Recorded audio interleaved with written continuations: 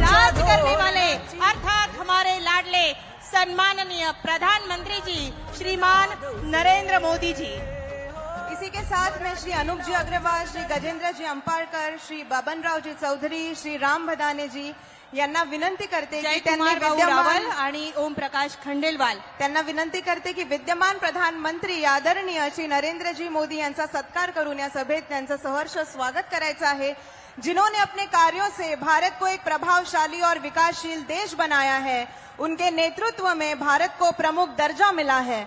हमारे देश के ऐसे गौरवान्वित और महापुरुष विश्व के इतिहास में एक नया इतिहास जिन्होंने बनाया है। प्रधानमंत्री नरेंद्र जी मोदी का बहुत बहुत जोरदार तालियों के साथ स्वागत करेंगे। धुळे या ऐतिहासिक क्षणांना बंदिस्त करूया हृदयाच्या कप्प्यात आणि जीवनभर पुरवूया। इथे उपस्थित असलेल्या सर्वांना सुयश चिंतूया। अनूप अग्रवाल आणि देवेंद्रजी फडणवीस यांचा सन्मान करतायत अनूप भैया अग्रवाल। त्यासोबत आज आता सभा पुढे नेऊयात आणि सर्वसामान्यांसाठी झटणारे त्यांची अशी वृत्ती आहे की त्याच सोबत संघटन कौशल्य असलेले यानंतर सन्मान करतायत नरेंद्रजी मोदी यांचा महायुतीचे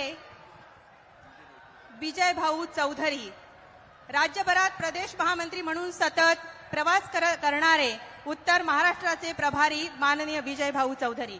आणि मी मान्यवरांना माल्यार्पण करण्याची विनंती करेन।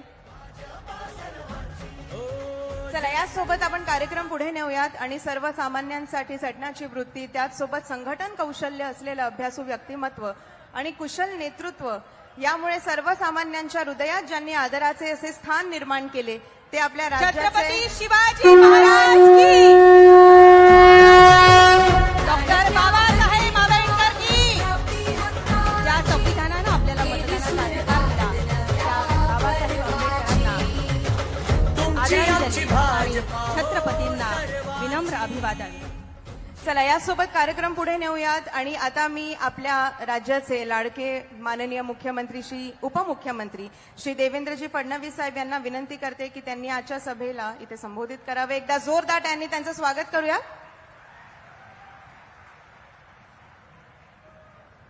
भारत माता की, छत्रपती शिवाजी महाराज की, धर्मवीर छत्रपती संभाजी महाराज की जय भवानी, जय भवानी।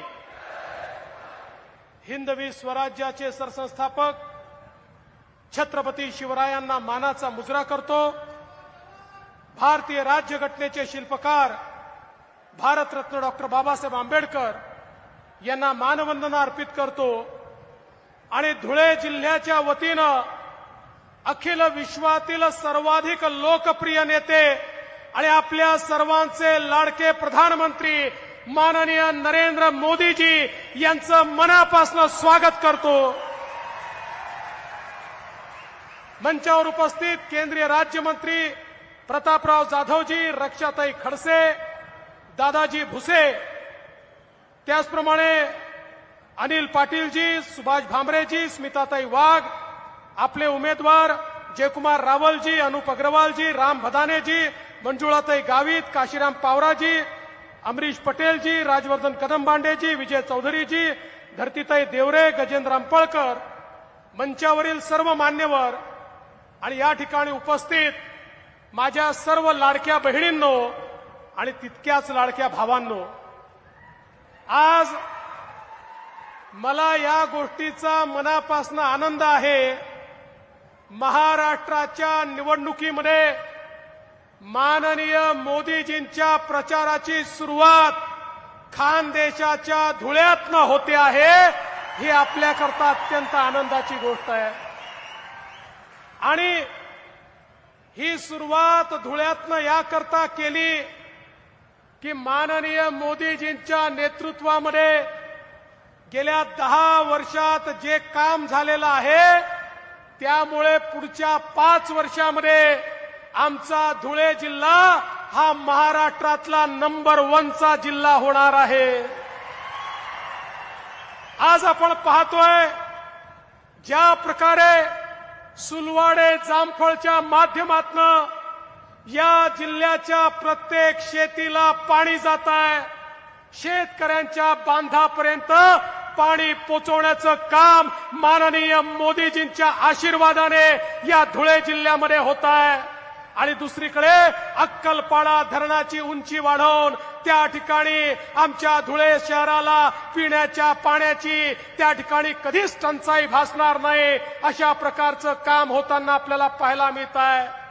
माननीय मोदीजींच्या नेतृत्वामध्ये मनमाड इंदोर रेल्वेच्या माध्यमातून एक अशा प्रकारचं सेंटर आता धुळ्यामध्ये तयार होत आहे की या ठिकाणी Mumbai industrial corridor, Nardana MIDC, Dhule Manmad railway या सगळ्या लोकांचं एकत्रित जर विचार केला तर महाराष्ट्राचं पुढचं इंडस्ट्री आणि लॉजिस्टिकचं सेंटर कुठलं असेल तर ते हा धुळे जिल्हा असेल. अशा प्रकारची अवस्था आपल्याला पाहायला मिळते आहे. मोदीजींनी 6 राष्ट्रीय महामार्ग या धुळ्याला दिले आणि म्हणून ज्या धुळ्याला मोदीजींनी नंबर 1 करण्याचा चंग ठेवला त्याच धुळ्यापासनं मोदीजींच्या सभेची सुरुवात आपण या ठिकाणी केली आहे. आणि मला विश्वास आहे, सांगू ना मोदीजींना, या धुळे जिल्ह्यात आपण 100% रिझल्ट देणार आणि 5ही जागा आपल्या महायुतीच्या या ठिकाणी निवडून येणार. बंधू भगिनींनो, तुमच्या आशीर्वादानं राज्यामध्ये एकनाथराव शिंदेजींच्या नेतृत्वातलं आपलं सरकार आज एकीकडे लाडक्या बहिणींना मदत करताय, लाडक्या बहिणींना 1500 रुपये त्या ठिकाणी देताय, आमच्या मुलींना मोफत शिक्षण देताय, आमच्या महिलांना एसटीचा प्रवास मोफत देताय, त्या ठिकाणी वेगवेगळ्या प्रकारच्या योजना करताय, मोदीजींच्या नेतृत्वात लखपती दीदी तयार करताय. आणि दुसरीकडे शेतकऱ्यांच्या पाठी उभे असलेलं आपलं सरकार 1 रुपयामध्ये 8000 कोटी रुपयाचा पीक विमा देत आहे. आणि त्यासोबत आमच्या शेतकऱ्यांचं वीज बिल पूर्णपणे माफ करून शेतकऱ्यांना वीज बिलातनं मुक्ती देण्याचं काम हे आपल्या सरकारने केलंय. आणि चिंता करू नका, पुढचे 5 वर्ष माझ्या शेतकऱ्यांना वीज बिलातनं मुक्ती ही आपल्या सरकारने दिलेली आहे. एवढंच नाही तर आता एकीकडे आपण हा निर्णय केला की आपल्या शेतकऱ्यांना पुन्हा एकदा तुमच्या आशीर्वादाने महाराष्ट्रात सरकार आलं की संपूर्ण कर्जमाफी देण्याचा निर्णय देखील आपल्या सरकारने घेतलेला आहे. आणि त्यासोबत कधी जर MSP मध्ये बाजार भाव जर कमी झाला MSP पेक्षा तर भावांतर योजना राबवून त्या माध्यमातून शेतकऱ्यांच्या खात्यात थेट पैसे देण्याचा निर्णय देखील आपल्याच सरकारने या ठिकाणी घेतलेला आहे. सांगण्यासारख्या गोष्टी खूप आहेत. आमच्या लाडक्या भावांना 10 लाख रोजगाराच्या संधी आपण देतोय. वेगवेगळ्या योजनांच्या माध्यमातून सगळ्या समाजाला घेऊन आपण पुढे चाललोय.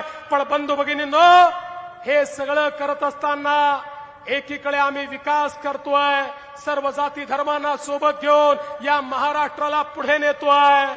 पण दुसरीकडे आमच्या विकासाला उत्तर देता येत नाही म्हणून आमच्या विरोधकांनी लोकसभेपासनं एक नवीन स्ट्रॅटेजी आखली आणि या धुळ्यामध्ये ते वोट जिहाद करतायत. वोट जिहाद. अरे आमच्या धुळ्याच्या लोकसभेमध्ये आम्ही 1,90,000 मतांनी 5 मतदारसंघात पुढे गेलो. एकट्या मालेगाव सेंट्रलच्या आणि या धुळ्यातल्या वोट जिहादमुळे 4000 मतांनी आम्हाला पराजित व्हावं लागलं. आता मी तुम्हाला विनंती करण्याकरता आलोय, आता जागे झालो नाही तर नेहमी करता झोपावं लागेल. ही निवडणूक जागा होण्याची निवडणूक आहे. ही निवडणूक वोट जिहादचं उत्तर एकत्रितपणे मतदान करण्याची निवडणूक आहे. आणि म्हणून या निवडणुकीमध्ये आपले 5ही उमेदवार या ठिकाणी निवडून आणा एवढीच विनंती करतो आणि माझं बोलणं संपवतो. धन्यवाद.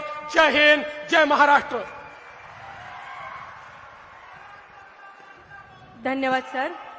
आणि आमंत्रित करूया,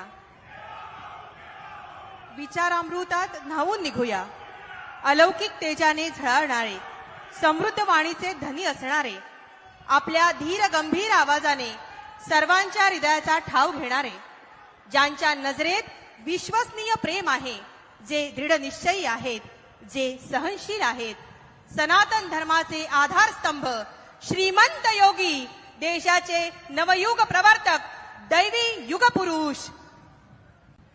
हमारे देश के सम्माननीय प्रधानमंत्री विकास पुरुष श्री नरेंद्र जी दामोदर दास मोदी जी।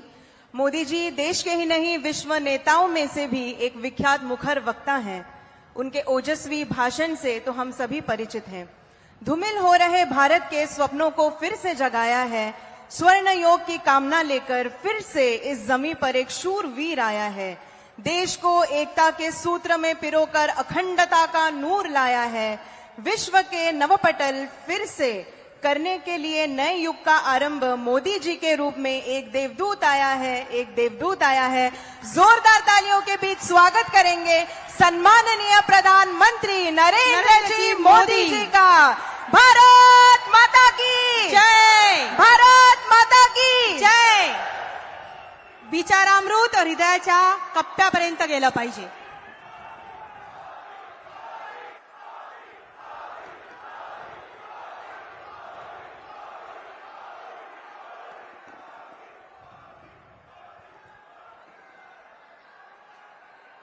भारत माता की, भारत माता की। माता एकवेरा देवी आणि यहां मोगी माता चरणी मी कोटी कोटी नमन करतो।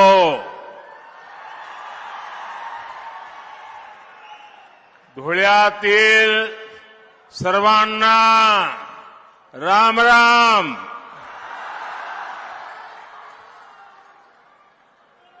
आज एक बार फिर मुझे भगवान खंडोबा का आशीर्वाद लेने का सौभाग्य मिल रहा है। धुळे की ये धरती और महाराष्ट्र से मेरा अपनापन आप सब भली भांति जानते हैं। महाराष्ट्र से मैंने जब भी कुछ मांगा है, महाराष्ट्र के लोगों ने दिल खोलकर मुझे अपना आशीर्वाद दिया है।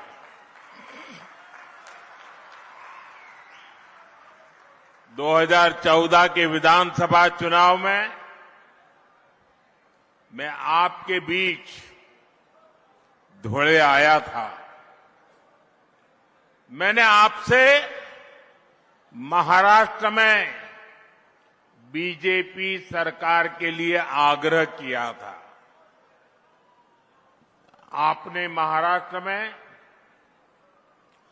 15 साल के सियासी कुचक्र को तोड़कर बीजेपी को अभूतपूर्व जीत दिलाई थी। और आज एक बार फिर मैं धुळे की धरती पर आया हूं। धुळे से ही मैं महाराष्ट्र में चुनाव अभियान की शुरुआत कर रहा हूं। आपका ये प्यार, ये अपार जन समर्थन, ये जन समूह, जितने लोग पंडाल में हैं उससे ज्यादा पंडाल के बाहर है।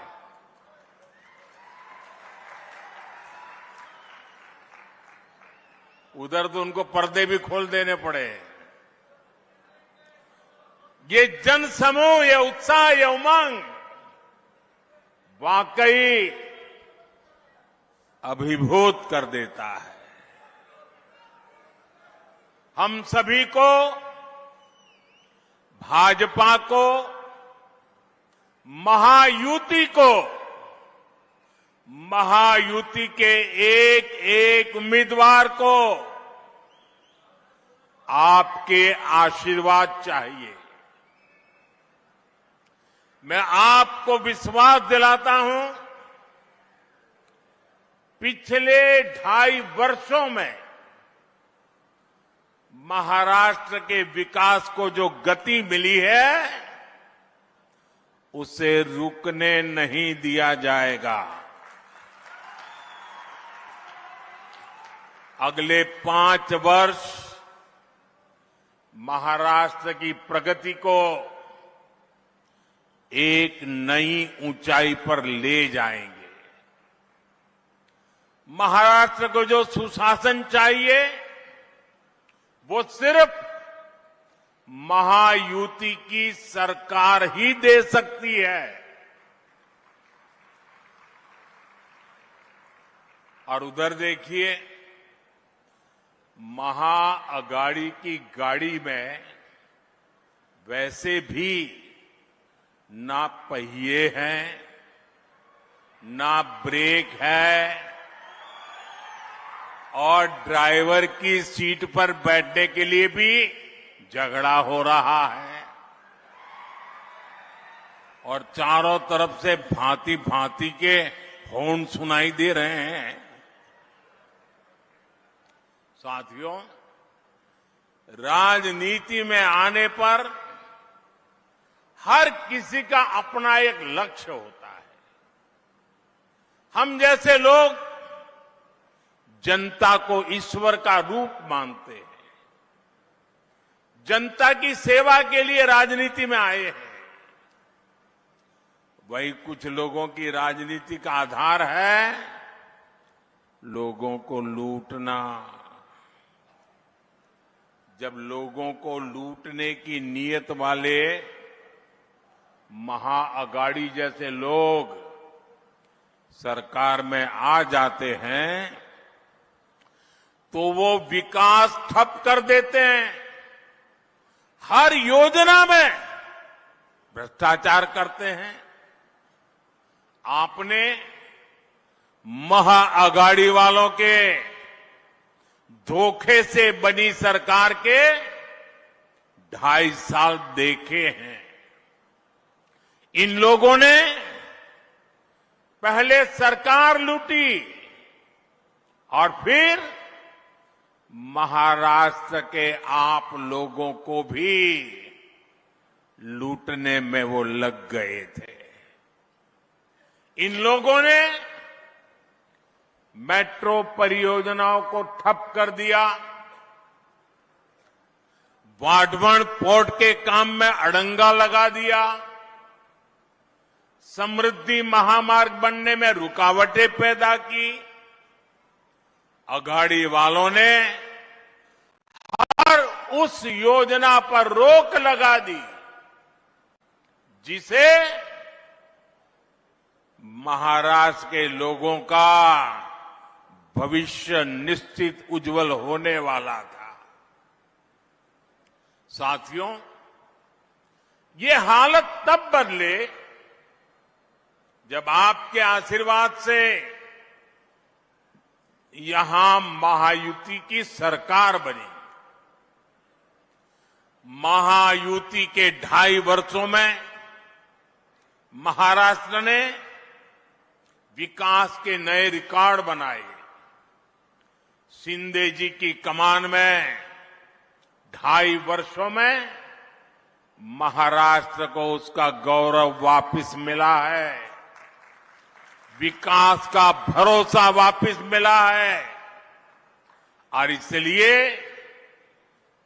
मैं महाराष्ट्र के मतदाताओं से आग्रहपूर्वक कहूंगा, आप सबको याद रखना है, भाजपा महायुती आहे तर गती आहे। महाराष्ट्राची प्रगती आहे। साथियों, मैं आज महायुति को बहुत बहुत बधाई देना चाहता हूं। महायुति ने महाराष्ट्र को नई समृद्धि देने वाला वचननामा जारी किया है। महायुति के 10 संकल्पों की बहुत चर्चा हो रही है। शिंदे जी, मेरे मित्र देवेंद्र फडणवीस जी और अजित पवार जी ने जनता के सुझावों से ये शानदार वचननामा तैयार किया है। महायुतीचा वचननामा विकासाची वाढेल गती, महाराष्ट्राची होणार हमखास प्रगती। महायुति के इस वचननामे में, इस घोषणा पत्र में हर वर्ग की आर्थिक प्रगति की योजना है, समानता का भाव है, सुरक्षा का एहसास है और सबको साथ लेकर चलने का विश्वास है। इसमें महाराष्ट्र के भविष्य का रोड मैप है। मैं ऐसे जन कल्याणकारी वचननामे के लिए महाराष्ट्र की जनता को भी विशेष रूप से बधाई देता हूं। महायुति का वचननामा विकसित महाराष्ट्र का आधार बनेगा, विकसित भारत का आधार बनेगा। साथियों, यहां इतनी बड़ी संख्या में हमारी माताएं, बहनें, बेटियां आई है, दूर दूर तक मैं देख रहा हूं।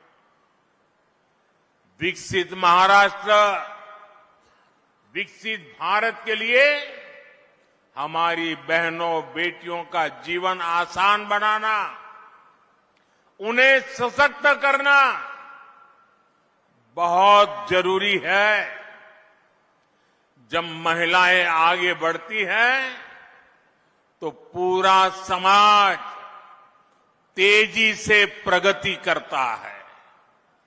इसलिए पिछले 10 वर्षों में केंद्र सरकार ने महिलाओं को केंद्र में रखकर अनेक बड़े बड़े फैसले लिए हैं। पिछली सरकारों ने सैनिक स्कूलों से लेकर काम के कई क्षेत्रों में महिलाओं का रास्ता रोका हुआ था। ये मोदी है, उसने वो सारे बंधन हटाए, महिलाओं को ज्यादा से ज्यादा क्षेत्रों में काम के अवसर दे दिए, सारे दरवाजे खोल दिए।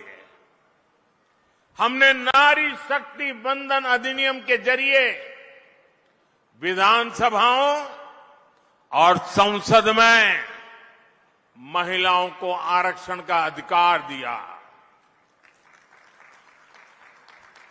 शौचालय से लेकर गैस सिलेंडर तक हर योजना के केंद्र में हमारी माताएं, बहनें ही रही है। हमने जब इन योजनाओं को शुरू किया था तब कांग्रेस के लोग हमारा मजाक उड़ाते थे, लेकिन आज वही योजनाएं महिला सशक्तिकरण का पर्याय बन गई है। मुझे खुशी है कि महाराष्ट्र की महायुति सरकार भी हमारे विजन को आगे बढ़ा रही है। माताओं को, बहनों के लिए यहां अनेक योजनाएं शुरू की गई है। आज महाराष्ट्र में हर डॉक्यूमेंट पर माता का नाम अनिवार्य कर दिया गया है। महायुति सरकार के इस फैसले का हर किसी ने खुले दिल से स्वागत किया। मुझे खुशी है कि महाराष्ट्र पुलिस में 25,000 बेटियों की भर्ती से एक नया विश्वास पैदा होने वाला है, महिलाओं का सामर्थ्य बढ़ने वाला है और महिला सुरक्षा बढ़ेगी और बेटियों को रोजगार भी मिलेगा। साथियों, हमारी सरकार महिलाओं के सशक्तिकरण के लिए जो कदम उठा रही है वो कांग्रेस और उसके गठबंधन को बर्दाश्त नहीं हो रहा है। आप जानते हैं कि महायुति सरकार की माझी लाड़की बहन योजना, ये माझी लाड़की बहन योजना की सिर्फ महाराष्ट्र में नहीं, देश के हर कोने में चर्चा है। लेकिन कांग्रेस माझी लाड़की बहन योजना को बंद करवाने के लिए भांति भांति साजिशें रच रही है। कांग्रेस के इकोसिस्टम वाले लोग इस योजना के खिलाफ कोर्ट तक पहुंच गए हैं। कांग्रेस और उसके साथियों ने ठान लिया है कि अगर उन्हें सत्ता मिली तो सबसे पहले इस योजना को बंद कर देंगे।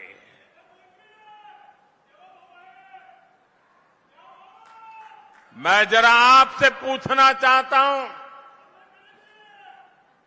क्या महिलाओं के लिए ये योजना चलनी चाहिए कि नहीं चलनी चाहिए? महिलाओं को लाभ मिलना चाहिए कि नहीं मिलना चाहिए? महिलाओं को आगे बढ़ाने की योजनाएं चलनी चाहिए कि नहीं चलनी चाहिए? और इसलिए महाराष्ट्र के हर महिला को इन अगाड़ी वालों से सतर्क रहना है। ये लोग कभी नारी शक्ति को सशक्त होते नहीं देख सकते।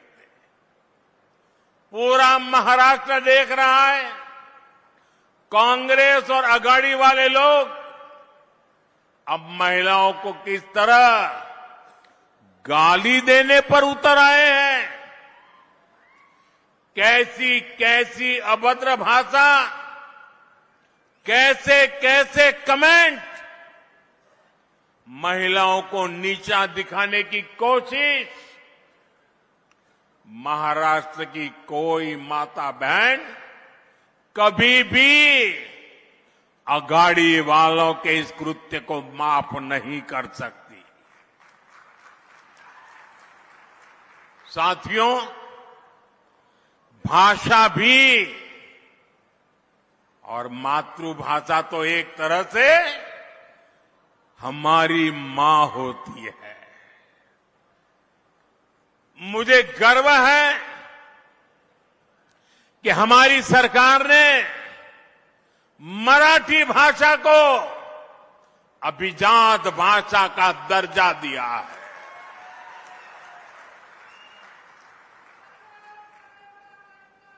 इस फैसले के बाद मुझे देश और दुनिया भर के मराठी भाषी लोगों के संदेश मिल रहे हैं। लोग इस फैसले से भावुक हैं। ये उनका वर्षों पुराना सपना था जिसे हमारी सरकार ने पूरा किया है। भाइयों और बहनों, मराठी भाषा को अभिजात भाषा का दर्जा मिले, ये दशकों से महाराष्ट्र के लोगों की इच्छा थी, मांग थी। कांग्रेस पार्टी ने महाराष्ट्र में भी राज किया है, केंद्र में भी राज किया है और केंद्र में महाराष्ट्र में एक साथ भी राज किया है, सरकारें चलाई। लेकिन मराठी को अभिजात भाषा का दर्जा मिले, इन्हें इसकी जरूरत नहीं लगी। इन्होंने हमेशा मराठी भाषा के सम्मान की मांग को अनदेखा किया। उन्हें अब भी परेशानी हो रही है। ये काम मोदी ने कैसे कर दिया? मोदी ने क्यों कर दिया? महाराष्ट्र के नाम पर राजनीति करने वाले अघाड़ी वालों का यही असली चेहरा है। साथियों, महाराष्ट्र में डबल इंजन सरकार ने कैसे काम किया है, ये आज पूरी दुनिया भी देख रही है। आज विदेशी निवेश में, नए अवसरों में महाराष्ट्र पहली पसंद है। लगातार 2 साल तक महाराष्ट्र विदेशी निवेश में नंबर 1 रहा है। इस साल के पहले 3 महीने में 50% से ज्यादा, 50% से ज्यादा विदेशी निवेश अकेले मेरे महाराष्ट्र में आया है। महाराष्ट्र को सभी निवेश परियोजनाओं में प्राथमिकता दी जा रही है। इलेक्ट्रॉनिक वाहन परियोजना, ग्रीन एनर्जी और सोलर प्रोजेक्ट, स्टील प्रोजेक्ट, ऐसे कितने ही प्रोजेक्ट महाराष्ट्र के अलग अलग हिस्सों में स्थापित किए जा रहे हैं। भारत का सबसे बड़ा पोर्ट, पूरे हिंदुस्तान का सबसे बड़ा, ये पोर्ट भी, बंदरगाह भी हमारे महाराष्ट्र में बन रहा है। इंफ्रास्ट्रक्चर के बड़े प्रोजेक्ट से महाराष्ट्र में नए अवसर तैयार हो रहे हैं। साथियों, और जिस दिन मैं वाडवान पोर्ट के शिलान्यास के लिए आया था, उस दिन हमारे देवेंद्र जी ने पब्लिक में एक इच्छा व्यक्त की थी। उन्होंने कहा था कि हिंदुस्तान का सबसे बड़ा बंदरगाह बन रहा है। मोदी जी इतना सारा कर रहे हो, हजारों करोड़ लगा रहे हो, तो वहां एक एयरपोर्ट भी बना देना। उस दिन तो मैं चुप रहा था, लेकिन भाइयों बहनों, जैसे ही आचार संहिता खत्म होगी, जैसे ही महाराष्ट्र में महायुति की शपथ विधि हो जाएगी, मैं महाराष्ट्र सरकार के साथ बैठ करके देवेंद्र जी की इच्छा कैसे पूरी हो, इस बात के लिए काम करूंगा।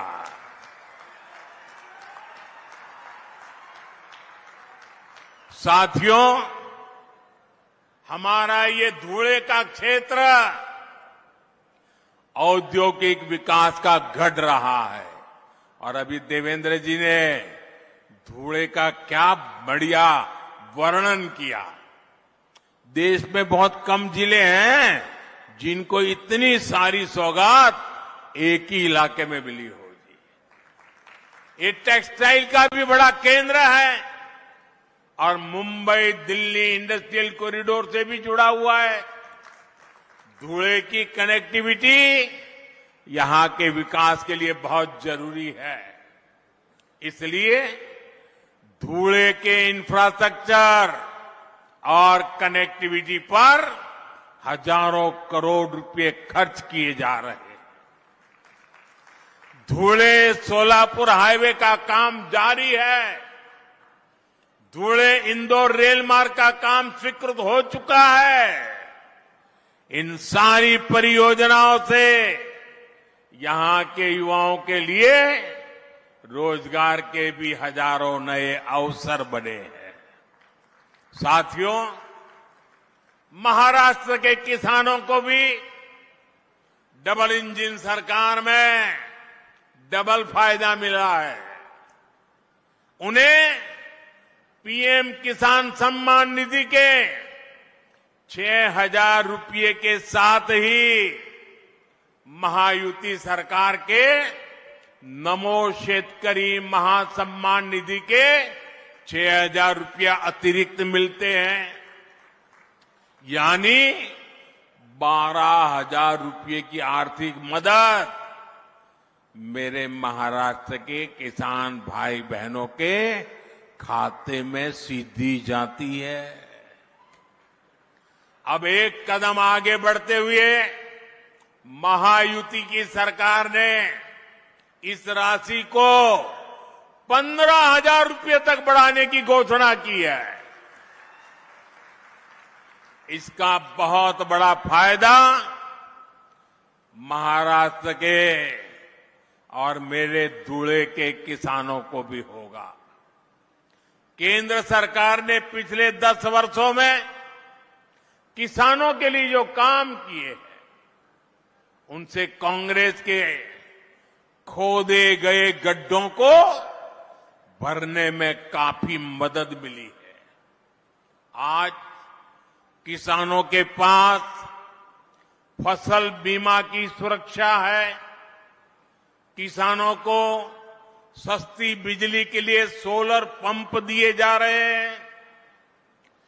किसान की फसलों की खरीदारी भी आज रिकॉर्ड स्तर पर हो रही है। फसलों पर एमएसपी के दाम भी लगातार बढ़ाए गए हैं। यही बीजेपी और महायुति का संकल्प भी है और हमारा किसान खुशहाल हो और देश समृद्ध बने। साथियों, यहां धुले और आसपास के क्षेत्र में बड़ी संख्या में मेरे आदिवासी भाई बहन रहते हैं। सूरत के तो हम पास पड़ते हैं जी, आपके बिल्कुल एकदम सीधे पड़ोसी है और इसलिए मैं इस इलाके से भी काफी परिचित रहा। बीजेपी ने हमेशा सबका साथ सबका विकास की नीयत से काम किया है। इस संकल्प का प्रमुख हिस्सा हमारा आदिवासी समाज भी है। ये वो समाज है जिनका देश की आजादी में, देश के विकास में महत्वपूर्ण योगदान रहा है।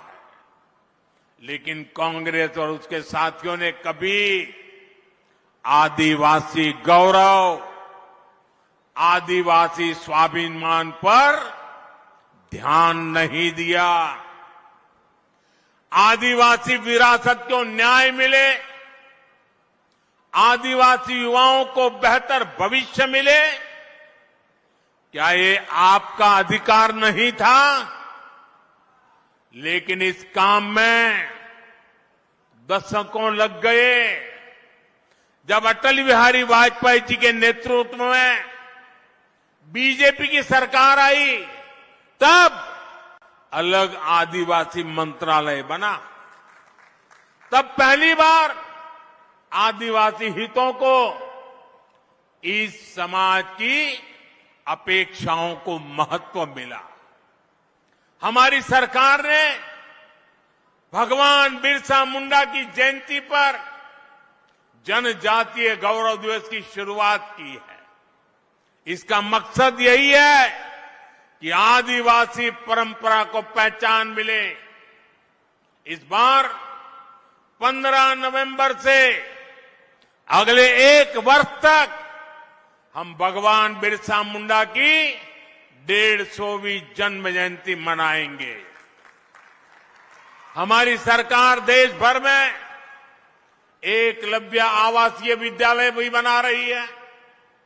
इन विद्यालयों में हमारे आदिवासी बेटे बेटियां पढ़ रहे हैं।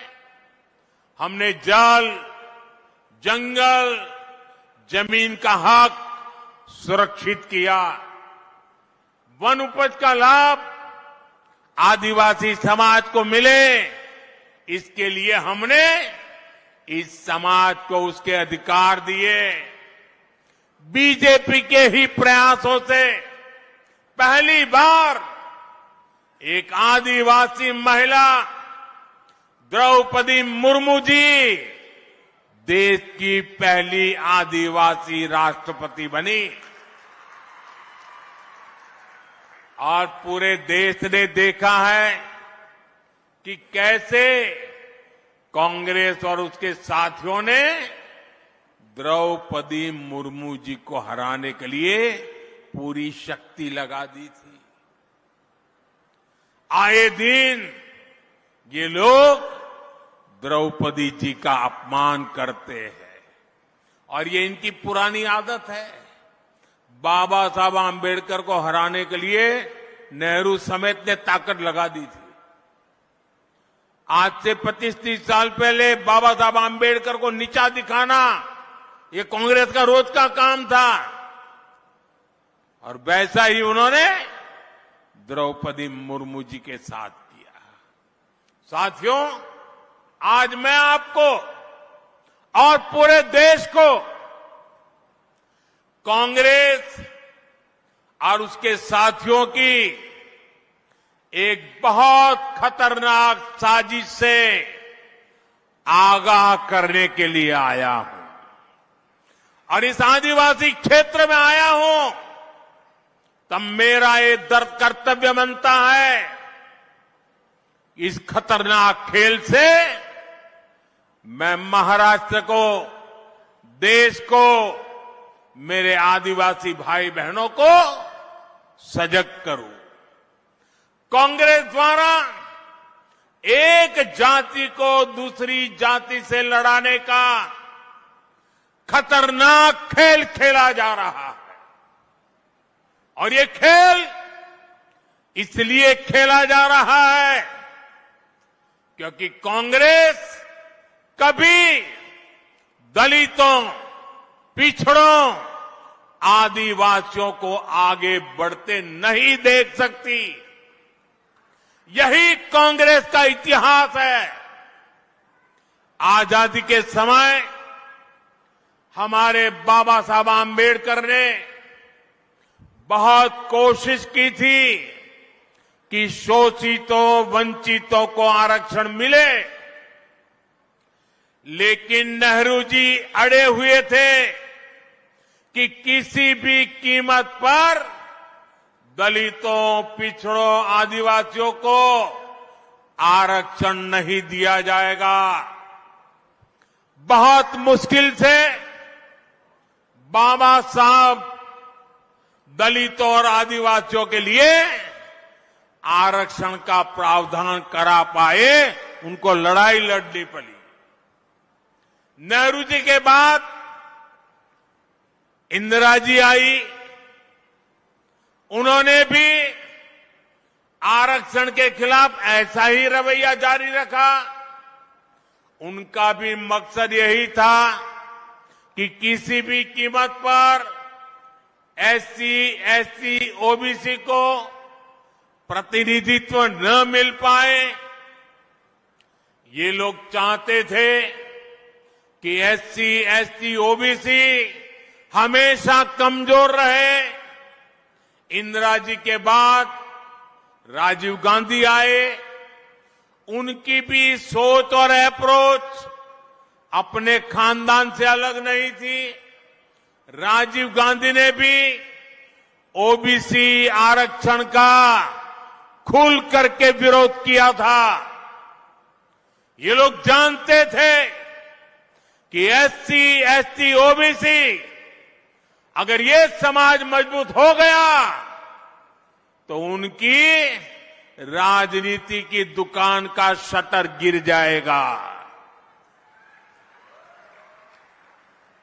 राजीव गांधी के बाद अब इस परिवार की चौथी पीढ़ी इस खतरनाक भावना के साथ उनके युवराज काम कर रहे हैं।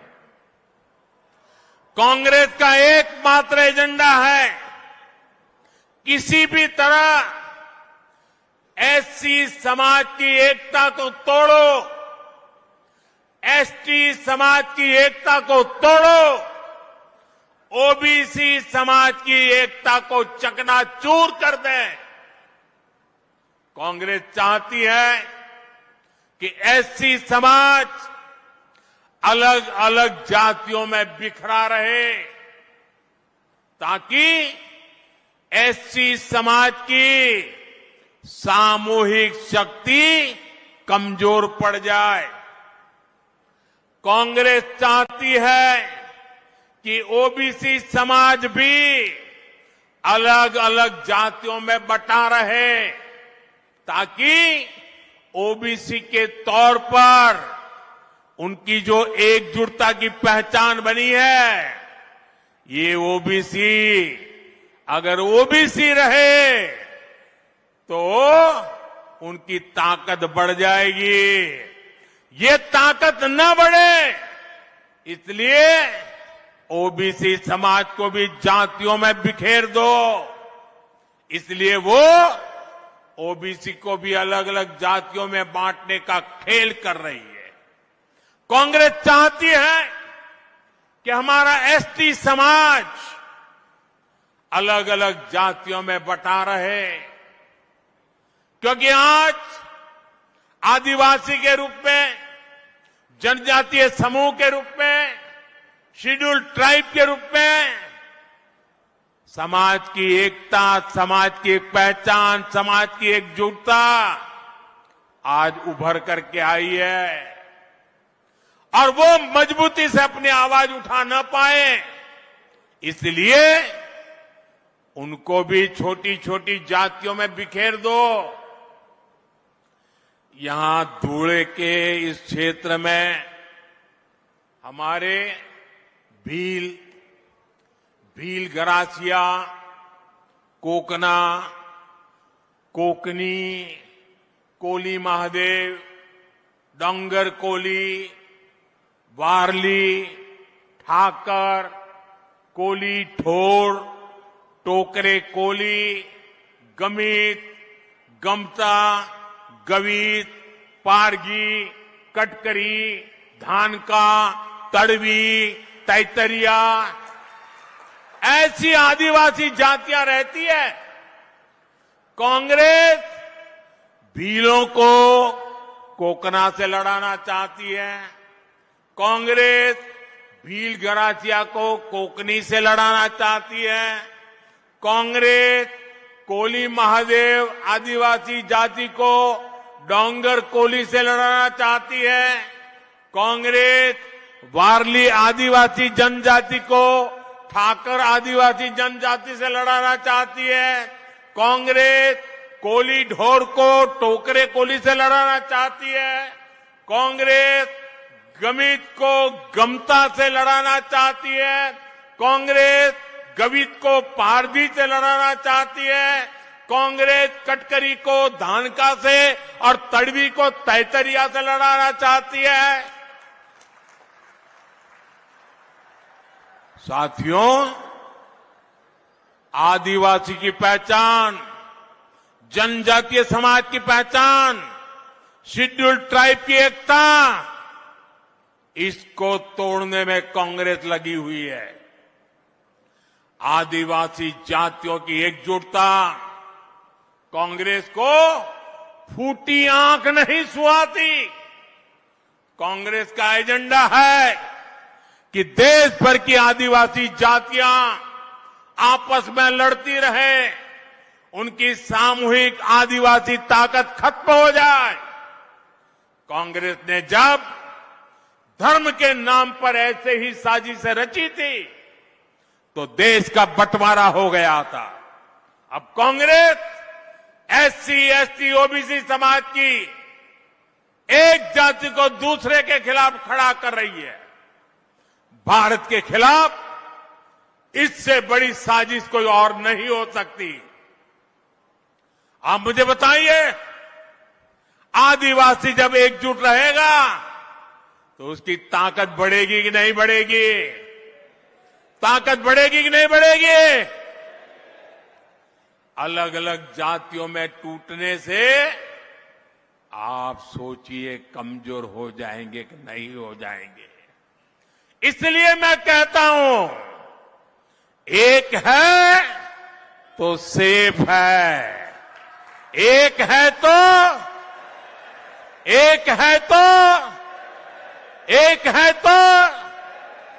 हमें एकजुट रहकर कांग्रेस के खतरनाक खेल को नाकाम करना है और विकास के रास्ते पर आगे बढ़ते रहना है। साथियों, आजादी के बाद महात्मा गांधी कांग्रेस को खत्म करना चाहते थे।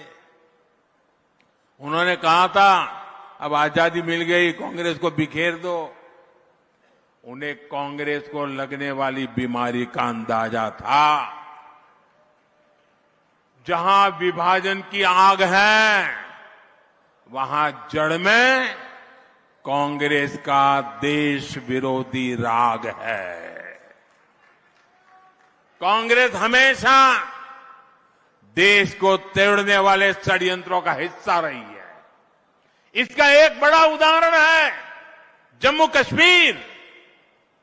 कांग्रेस ने कश्मीर को आर्टिकल 370 के जरिए देश की मुख्य धारा से अलग किया। कांग्रेस ने कश्मीर में बाबा साहब आंबेडकर का संविधान 75 साल तक लागू नहीं होने दिया। ये कांग्रेस वालों को जवाब देना पड़ेगा। इतने लोग कांग्रेस के राज करते रहे, ये परिवार राज करता रहा, क्या कारण था बाबा साहब आंबेडकर का संविधान जम्मू कश्मीर में लागू नहीं हुआ? देश में 2 संविधान चलते थे। ये मोदी आया तब जाके बाबा साहब आंबेडकर संविधान जम्मू कश्मीर में लगा। और इसके कारण होता था क्या? कश्मीर में दलितों, वंचितों को उनका हक नहीं मिलने दिया। कांग्रेस ने आतंकवाद को संरक्षण दिया, अलगाववादियों का संरक्षण दिया। जो समस्या कांग्रेस ने पैदा की थी, हमने आर्टिकल 370 खत्म करके उस समस्या को भी खत्म कर दिया है। ये 21वीं सदी के भारत के सबसे बड़े फैसलों में से एक है। लेकिन जैसे ही मैं देशवासियों को कहता हूं जरा जागिए, सचेत हो जाइए, जैसे ही कांग्रेस और इंडी गठजोड़ का जम्मू कश्मीर में सरकार बनाने का मौका मिला, वो फिर से कश्मीर को लेकर साजिशें करने लगे। आपने टीवी पे देखा होगा, 2-3 दिन पहले जम्मू कश्मीर विधानसभा में जो कुछ हुआ आपने देखा होगा। कांग्रेस गठबंधन वहां फिर से आर्टिकल 370 लागू करने का प्रस्ताव पारित किया है। दोस्तों, क्या ये देश स्वीकार करेगा? आप सहमत होंगे? कश्मीर को तोड़ने का कांग्रेस का एक कारनामा आपको मंजूर है? आर्टिकल 370 के समर्थन में विधानसभा के भीतर बैनर लहराए गए। जब बीजेपी के विधायकों ने जी जान से उसका विरोध किया तो उन्हें उठा उठा करके सदन के बाहर फेंक दिया गया।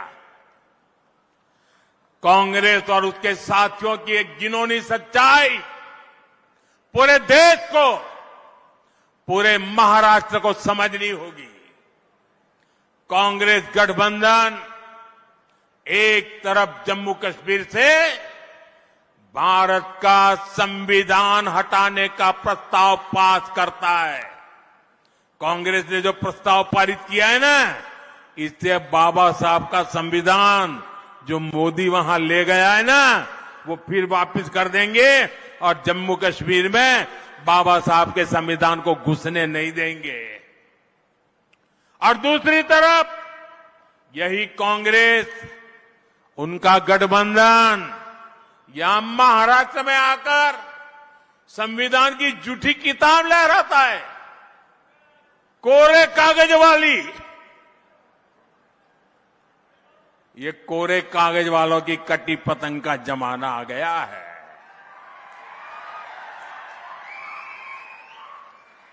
कांग्रेस गठबंधन एक तरफ जम्मू कश्मीर में दलितों को मिला अधिकार छीनने का प्रस्ताव पास करता है, वहीं दूसरी तरफ महाराष्ट्र में दलितों के अधिकार के नाम पर झूठ फैलाना, गुमराह करना, उनको भड़काने का काम कर रही है।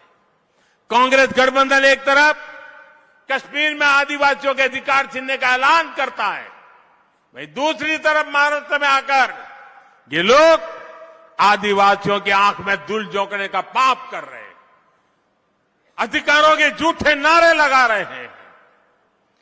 आजादी के 75 साल बाद जम्मू कश्मीर में बाबा साहब का संविधान लागू हुआ है, लेकिन ये कांग्रेस और उसके साथियों को ये बर्दाश्त नहीं हो रहा है।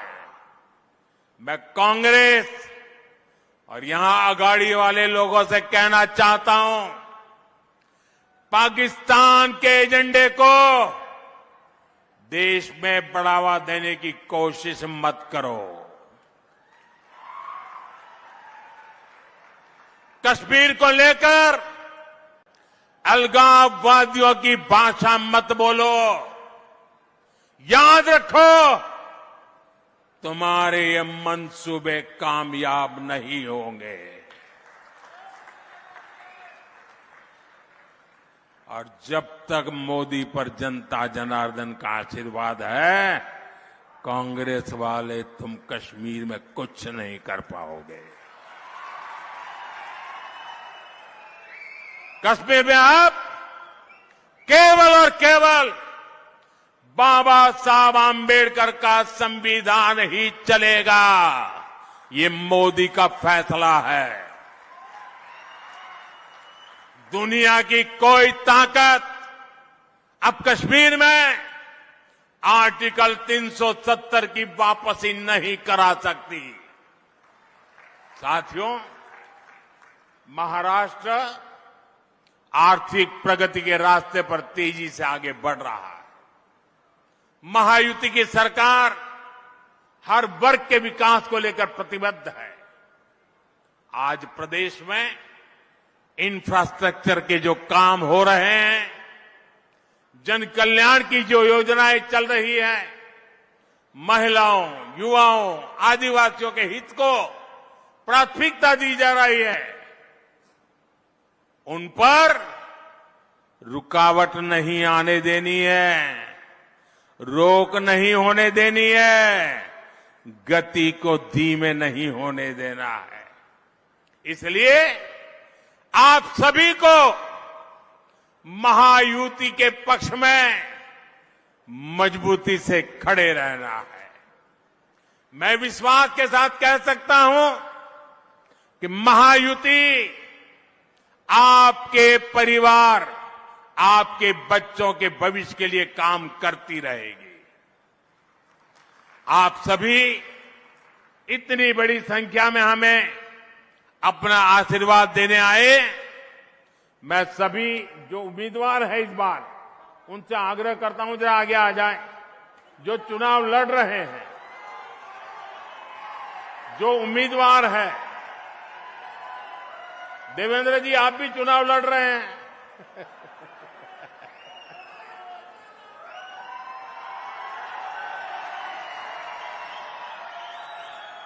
मेरे साथ बोलिए भारत माता।